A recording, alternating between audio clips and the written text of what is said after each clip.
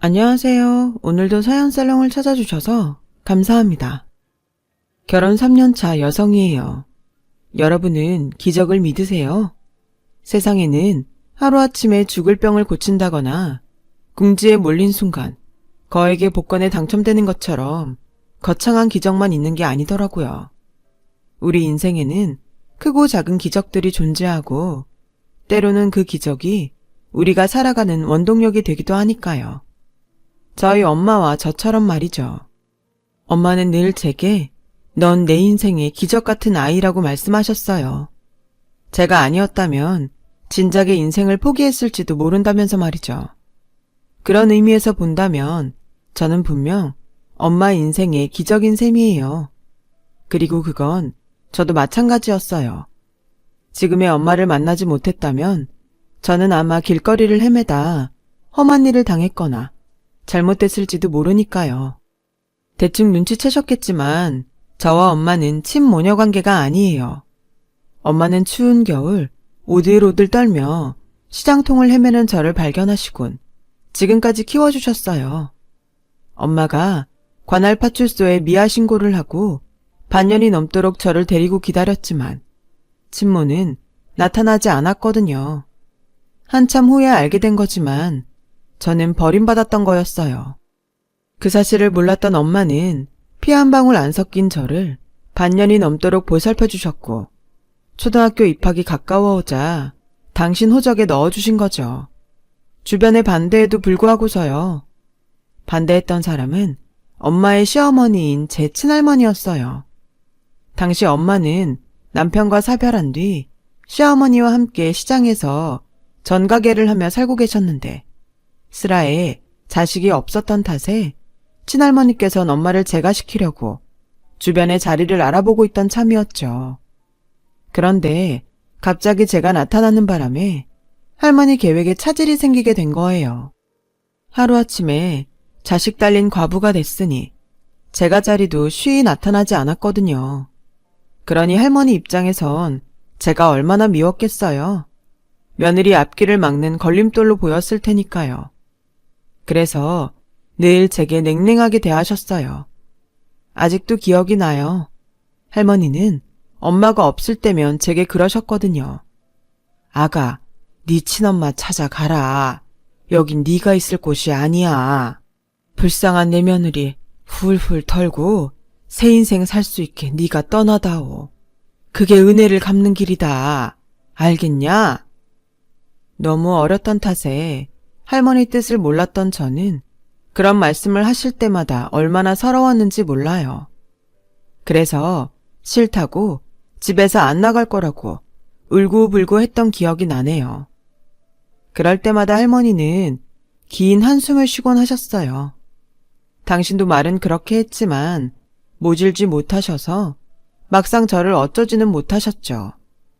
그렇게 저는 초등학교 입학을 앞두고 엄마 호적에 오르게 되었고 그때부터 우리는 한 식구로 지내게 되었어요. 어린 마음에 저는 이제 마음 놓고 이 집에서 살 수 있겠다는 생각을 했죠. 하지만 그렇다고 해서 친모에 대한 그리움이 없었던 건 아니에요. 자다 일어나 엄마를 찾으며 울기도 하고 길에서 엄마를 닮은 사람을 쫓아가다가 길을 잃기도 했으니까요. 보고 싶어도 아닌 척을 했던 거였죠. 그럴 때마다 엄마는 저를 꼭 안아주시며 이렇게 말씀하셨죠. 사람을 나타내는 한자 사람이는 두 사람이 기대선 모양을 하고 있어. 사람은 혼자서는 살 수 없으니까 서로 의지하고 살라는 뜻이지. 가영이랑 내가 만나게 된 건 어쩌면 서로한테 필요해서였는지도 몰라. 가영이한테는 엄마가 필요하고 나한테는 가영이가 필요했던 거지. 그러니까 가영아, 앞으로 우리끼리 서로 기대서 살지 않을래? 싫으면 엄마라고 부르지 않아도 좋아. 대신 힘들 때나 슬플 때는 꼭 나를 찾아줬으면 좋겠어. 나도 그럴게. 엄마의 이런 따뜻한 마음에 저는 마음을 열기 시작했고 그때부터 엄마의 딸로 살기로 결심했어요. 그렇게 우리 가족은 서로에게 기내며 여느 모녀들처럼 다정하게 지낼 수 있었어요. 저를 못마땅해 하시던 할머니도 언제부턴가 제게 마음을 열어주셨고, 엄마가 바쁠 때는 엄마 대신 저를 챙겨주셨죠. 처음엔 서먹서먹하던 할머니와의 관계는 제가 중학생이 될 즈음엔 진짜 친할머니와 손녀딸처럼 되었어요. 한 번은 할머니께서 그러시더라고요. 네 덕분에 늦음하게 며느리랑 손녀딸 거느리고 살게 됐구나. 자식 앞세워 보내고 며느리한테 짐이 될까 걱정했는데 네가 와준 덕분에 내가 이렇게 호강도 하고 말이다. 고맙다 아가, 우리한테 와줘서. 할미가 죽어도 이 은혜는 잊지 않으마. 말로는 며느리를 제가 시키겠다 했지만 실은 같이 살고 싶으셨던 거예요. 혼자 남겨지는 게 싫었지만 며느리를 위해 보내주려고 하셨던 거죠. 남편 잃은 며느리를 붙잡아둘 명목이 없었으니까요. 그러던 차에 제가 나타났고 가족을 이루게 된 거였어요. 할머니 입장에선 잘된 일이었으나 그렇다고 마냥 좋아하는 게 미안해서 마음과 달리 제 탓을 하셨던 거죠. 할머니의 진심을 듣자 그제야 조금은 마음의 짐을 내려놓을 수 있었어요. 그동안 말은 안 했지만 저 때문에 엄마가 재가를 못했다는 죄책감에 늘 마음 한구석이 아렸거든요. 근데 할머니도 저와 같은 처지였다니 동질감도 느껴지고 마음이 짠했어요. 하지만 뜻밖의 할머니 고백이 있은 지 얼마 뒤 할머니는 한 많은 인생을 뒤로하고 세상을 떠나고 말았어요. 이제 정말 가족은 엄마와 저 둘만 남게 된 거죠. 시련은 연이어 찾아온다고 할머니께서 돌아가신 지 얼마 안 돼 생각지 못한 일이 벌어졌지 뭐예요. 제 친모가 나타난 거예요. 꿈에 그리던 친모를 보자 저는 말이 안 나왔어요. 그저 눈물만 뚝뚝 흘릴 뿐이었죠. 그런데 이런 저와는 달리 친모는 잃어버린 딸을 만났다는 기쁨보다는 저를 맡아 키워준 엄마에 대한 원망만 가득 있는 것 같았어요. 다짜고짜 소리부터 지르더군요. 애를 보호하고 있으면 진작에 경찰에 알렸어야죠. 어떻게 남의 애를 데리고 살 생각부터 해요? 애 잃고 걱정하는 부모 생각은 안 해봤어요? 엄마는 경찰에도 신고했고 반년 넘게 기다려봤지만 연락이 없어 그랬노라고 상황을 설명했어요. 그리고는 죄인처럼 고개를 조아리며 죄송하다는 말을 이어갔죠. 아니 그럼 애를 시설로 보냈어야지. 당신이 무슨 권리로 내 딸을 호적에 올리냐고요. 만약 그때 우리 애를 시설로만 보냈더라면 좀 더 일찍 찾았을 거 아니냐고요. 설마 일부러 그랬던 거 아니에요? 듣자자 하니 남편도 자식도 없다던데 혼자 살기 외로워서 우리 애 안 낳아준 거 아니냐고요. 아니 겁보다 혹시 당신이 우리 애 유괴한 거 아니에요? 그래놓곤 겁이 나니까 애를 주었니 어쩌니 거짓말하는 거 아니냐고요. 난요 얘 잃어버렸다고 남편한테 이혼까지 당하고 얼마나 가슴 졸이며 살았는지 알아요?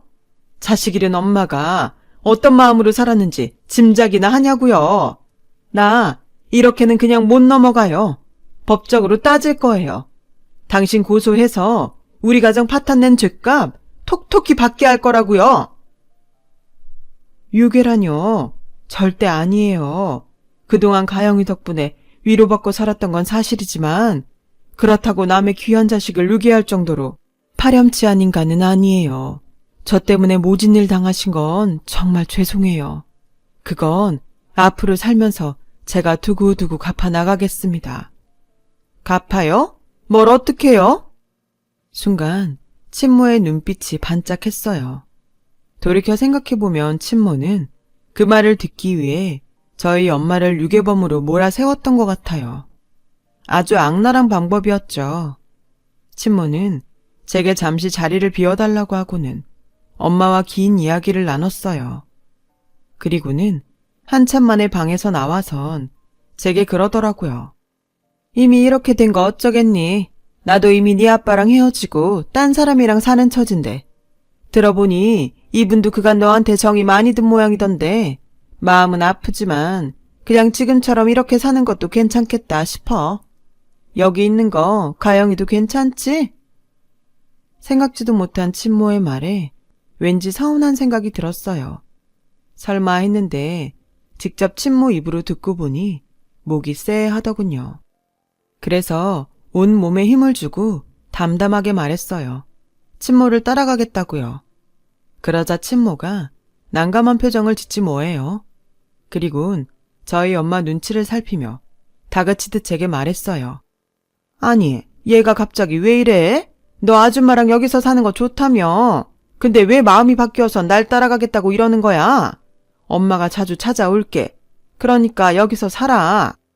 싫어. 나 엄마 따라갈래. 그러니까 이분한테 더는 유괴범이란 소리도 하지 말고 법적으로도 절대로 해끼치지 마. 그걸 빌미로 돈 받아낼 생각은 더더욱 하지 말고. 사실 저는 안방에서 무슨 말이 오갔는지 들어서 알고 있었어요. 친모가 형사 고발을 안 하는 조건으로 엄마한테 돈을 요구한 걸 말이죠. 그래서 제가 따라 나선다고 한 거예요. 그게 그동안 저를 키워주신 엄마에게 제가 할 수 있는 최선이었으니까요. 적어도 엄마가 시장바닥에서 더위와 추위에 싸우며 그렇게 번 돈을 인간 같지 않은 친모한테 뺏기는 건 볼 수 없었거든요. 제 고집에 따라 저는 친모가 사는 집으로 가게 되었어요. 남편이란 작자는 딱 봐도 친모보다 10살 이상 어린 남자로 일도 안 하고 집에서 놀고 있는 것 같았어요.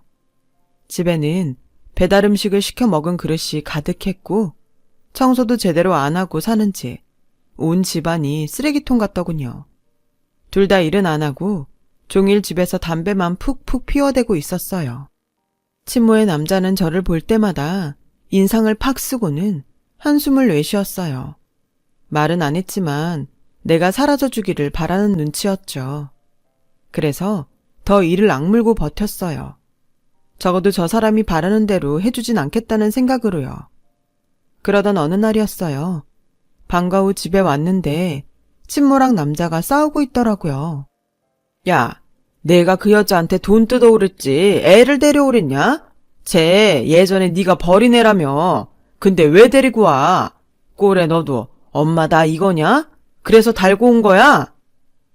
미쳤어? 애비가 누군지도 모르는 앤데 정은 무슨 정이야?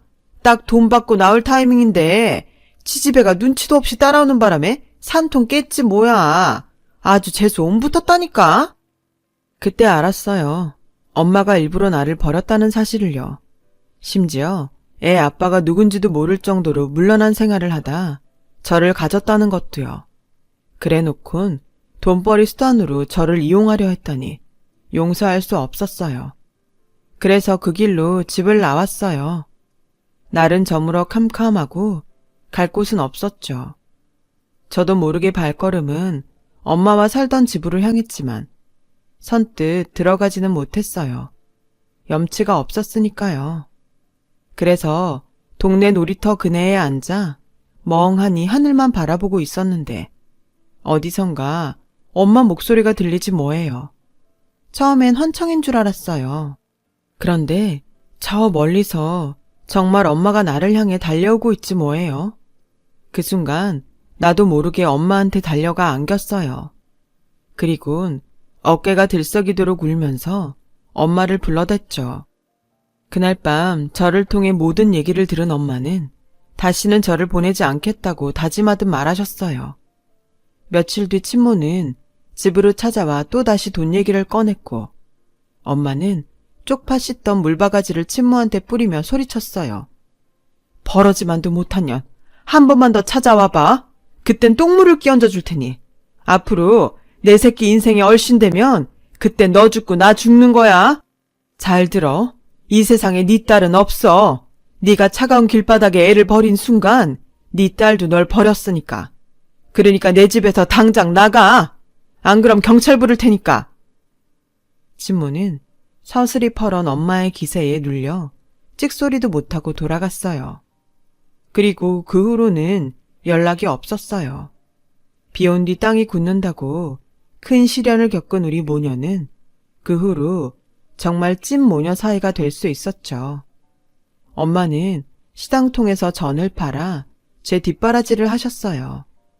남들 못지않게 학원도 보내주시고 대학에 들어가자 어학연수도 보내주셨죠. 엄마의 헌신적인 뒷바라지 덕분에 저는 동기들보다 빨리 임용고시에 합격할 수 있었어요. 학교 배정이 될 때까지 시간이 남아서 그간 모아둔 돈으로 엄마를 모시고 해외여행을 떠나기로 했어요. 난생 처음 떠나는 모녀 여행이었죠. 그래봐야 싸구려 패키지 여행이었지만 엄마는 딸 덕분에 난생 처음 비행기도 타보게 됐다며 엄청 좋아하셨어요. 면세점 구경도 할 겸 일찌감치 수속을 밟고 들어간 엄마와 저는 탑승 전 수속을 위해 지문 인식대 앞에 섰어요. 먼저 끝난 저는 문 밖에서 엄마를 기다리고 있었는데 10분이 지나도록 엄마가 나오지 않는 거예요. 그래서 유리 너머로 안을 들여다봤더니 공항 직원 여럿이 심각한 표정으로 엄마를 애워싸고 있더라고요. 한참 만에 문 밖으로 나온 엄마한테 안에서 무슨 일이 있었냐고 물었더니 글쎄 지문이 닳아서 양손을 다 찍어봐도 지문 인식이 안 되더라는 거예요. 그 말을 듣는데 어찌나 가슴이 아프던지 아무 말도 할 수 없었어요. 이게 다 저 때문인 것만 같았거든요. 지문이 닳도록 고생한 엄마 덕분에 지금의 제가 있는 거니까요. 그래서 하루빨리 돈을 벌어 내가 엄마를 부양해야겠다 생각했어요. 엄마가 그랬던 것처럼 이제는 내가 엄마의 든든한 바람막이가 되겠다고요. 하지만 사람 마음이 참 간사한 게 시간이 흐를수록 그때의 결심은 점점 희미해졌지 뭐예요. 교사 임용이 되고는 학교에 적응하느라 여력이 없었고 이후엔 담임을 맡게 되면서 전보다 더 정신이 없었거든요. 그렇게 5년이란 시간이 흐르니 그땐 또 결혼 문제로 엄마한테 소홀해졌어요. 같은 학교 선생님 소개로 만난 남편은 홀어머니를 모시고 살고 있었어요. 2살 위 형이 있긴 한데 몇 년 전에 결혼해 분가에 살고 있었죠. 어머님은 사업을 하시는 분으로 돈에 집착이 강한 분이셨어요. 좋게 말해서 그렇고 정확히 말하자면 속물적인 분이셨죠. 그래서 처음 시댁에 인사를 드리러 갔을 때 솔직히 이 결혼을 해야 하나 말아야 하나 고민했어요. 홀어머니 밑에서 자랐다고? 그래, 어머님은 무슨 일을 하시나? 시장에서 전집을 하십니다. 전집? 아휴, 그것 팔아 돈이나 돼? 전이야, 명절에나 먹는 거지. 평소에 누가 전을 사 먹는다고. 이래서야 어디 혼수나 제대로 해올 수 있겠니? 이미 들어서 알겠지만 우리 큰며느린 사업을 크게 하는 집 딸이라 혼수도 그렇고 예단비도 그렇고 내가 뭐 하나 트집 잡을 게 없었다. 그런데 너는 전 팔아 뭘 얼마나 해온다는 건지. 이래서야 주변에 망신이나 안 당할지 모르겠네. 애초에 이런 결혼은 안 하는 게 좋은데. 그나마 네가 학교 선생이라니 직업은 탄탄하다 싶어서 반대는 안 하는 거니까 그런 줄 알고 처신 똑바로 해. 내가 사업하는 사람이라 손해보는 건 딱 질색이니까. 그러니 뱁새가 황새 따라가다가 가랭이 찢어진다 생각 말고 너도 성의껏 해봐. 괜히 내 아들 기죽이지 말고. 못하겠으면 지금이라도 관두던가. 시어머니의 말에 관두겠다는 말이 목구멍까지 차올랐지만 참았어요. 저희 엄마가 사위감을 무척 마음에 들어 하시는 데다 남편도 저보다 저희 엄마를 더 잘 챙기는 사람이라 나만 참으면 되겠다 싶었거든요. 시어머니는 대놓고 제게 과한 혼수를 요구하진 않았지만 사사건건 손이 형님과 비교를 하시는 통에 혼수 준비하면서 스트레스를 많이 받아야 했어요. 게다가 손이 형님이 원치 않는 참견에 자존심에 상처도 입었고요. 에게? 예단비 500이 뭐야? 우리 집 TV값도 안 되네. 동서 형편이 어렵다는 얘긴 들었지만 그래도 그렇지. 요즘 시세는 따라야지. 동서가 이렇게 해오면 결국 어머님 얼굴에 먹칠하는 꼴이 되는 거야. 정 힘들면 나한테 도움이라도 청하지 그랬어. 어머님께는 고작 한복 한 벌 해드리는 건 좀 그렇지 않아? 난 모피코트랑 에르메스 가방 하나 해드렸는데 비교되지 않겠어? 아무리 형편대로 하는 거라지만 동서 그러다 어머님한테 미움받으면 어쩌려고 그래? 뭐, 나야 상관없지만. 대략 이런 식이었어요. 말끝마다 자기랑 비교를 해대는데 정말 한 대 쥐어 받고 싶더라니까요. 그 나이 먹도록 제 손으로 돈 한 번 벌어본 적 없으면서 돈 쓰는 데는 아주 도사더라고요. 말끝마다 있는 집이 어쩌고 시세가 어쩌고 하는데 정말 순간순간 주먹이 불끈할 정도였어요. 이런 압박 속에서도 저는 그동안 제가 모아둔 돈과 약간의 엄마 도움을 받아 성의껏 혼수 준비를 했어요. 그래 봐야 어머님 눈엔 안 차겠지만요. 그나마 걱정과 달리 어머님이 분가를 허락해 주셔서 얼마나 다행인지 몰라요. 혹여 함께 살자고 하시면 어쩌나 내심 걱정했는데 아직은 자식 수발받으며 살 나이는 아니라시며 분가를 하라고 하시더군요. 그래서 친정 근처에 신혼집을 마련하게 됐어요. 저는 시댁 눈치가 보여서 회사 근처로 하기를 바랬는데 남편이 굳이 고집을 피워서 친정과 5분 거리로 하게 됐죠. 엄마는 그러지 말라고 하시면서도 딸 내외를 곁에 두고 살게 되어서 그런가 웃음이 떠나지 않았어요. 그리곤 김치며 밑반찬들을 해다가 저희 집 냉장고를 채워주시곤 하셨죠. 남편은 퇴근길에 시장에 들러 엄마를 도와 가게를 마무리를 하고 오곤 했고요. 그 바람에 엄마는 딸 자식보다 사위가 낫다는 말을 입버릇처럼 하게 되셨죠. 그렇게 행복한 나날이 이어지던 겨울, 결혼해서 처음 맞는 설이 되었어요. 방학 중이라 수업이 없었던 저는 일찌감치 엄마가 계신 시장에 들러 장을 받았어요. 서당집 개 3년이면 풍어를 읊는다고 전집 딸인 저는 전 하나만큼은 자신이 있었죠. 그래서 저는 제가 붙여가겠다고 하려고 형님한테 전화를 했는데 글쎄, 동서 몰랐어? 나 친정 식구랑 괌 여행 가는데 어머님이 말씀 안 하셔? 금시초문이었어요. 그래서 남편한테 전화해 혹시 알고 있냐고 했더니 남편도 처음 듣는다는 거예요. 그래서 시어머니께 전화를 드렸죠. 그랬더니 대뜸 그러시더군요. 그래, 내가 가라 그랬다. 그게 뭐 어때서 그러니? 차례야, 니들이 와서 지내면 되잖니. 그리고 명색이 네가 전집 딸인데 전 부치는 거야 선수 아니겠어?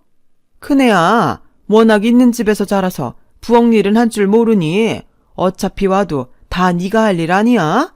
일도 안 시키래 불러다 벌 세울 일 뭐 있니? 하는 사람이나 해야지. 그래서 사돈댁이랑 여행 가고 싶다길래 갔다 오라고 했다. 어머님, 무슨 말씀이 그래요? 그럼 저는 없는 집에서 자랐으니 명절 내내 전이나 부치고 차례상 차리라는 거예요? 이런 경우가 어딨어요. 저도 저희 집에선 귀한 자식이에요. 지금까지 어디서도 이런 대접 받은 적 없었다고요.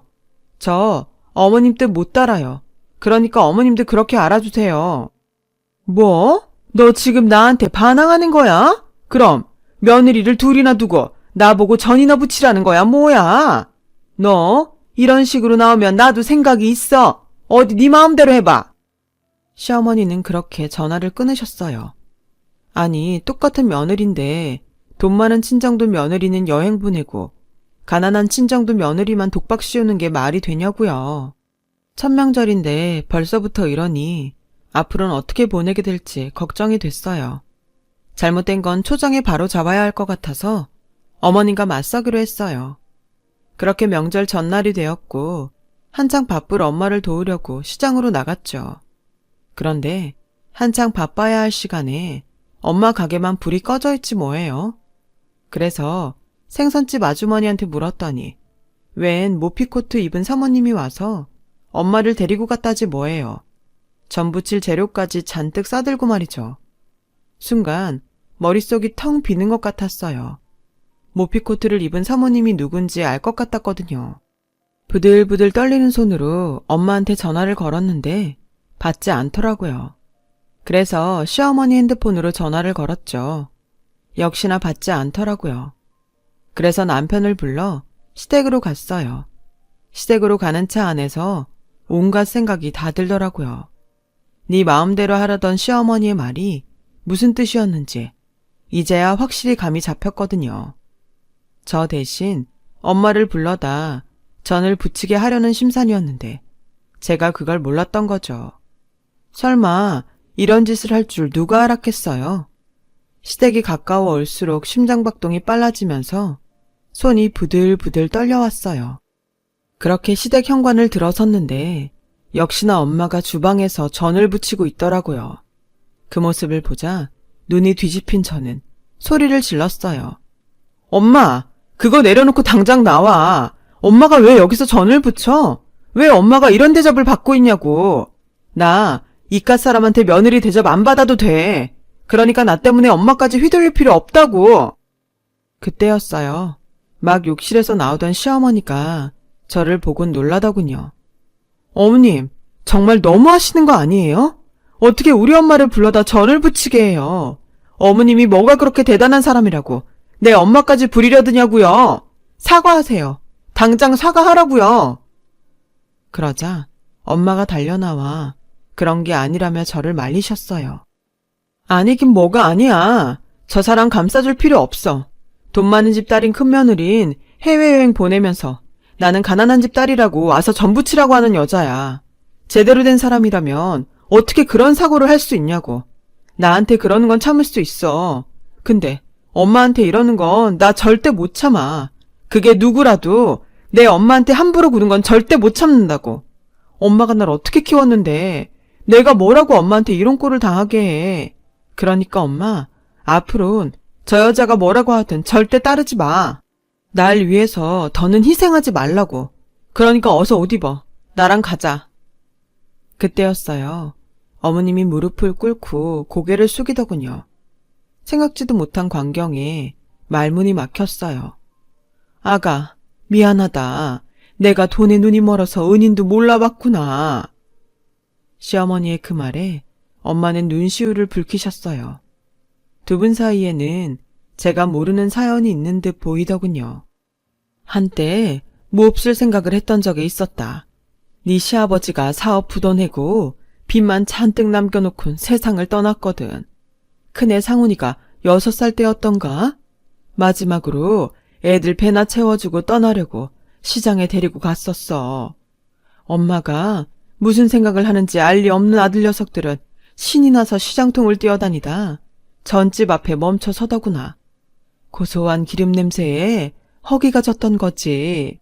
두 녀석이 전 한 접시를 개눈 감추듯 해치우곤 더 먹고 싶은지 손가락을 빨고 있는데 내가 가진 돈이 얼마 없어서 못 본 척 일어나자고 했다. 그랬더니 주인 아줌마가 수북이 담은 전을 한 접시 내밀더구나. 어차피 다 못 팔면 버리게 될 거라고 먹어달라나?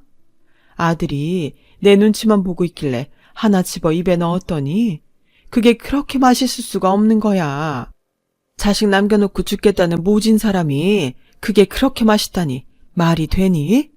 아주머니가 덤으로 준 전 한 접시를 애들이랑 정신없이 먹어치웠다. 그리고 나니까 이상하게 살겠는 거야. 그때 죽기로 마음먹었던 나를 살린 사람이 바로 내 어머님이시다. 몰랐어. 세월이 흘러서 얼굴도 기억 못하고 있었는데 낮에 시장에 찾아갔다가 사돈 가게를 보니 그때 기억이 새록새록 떠오르더라.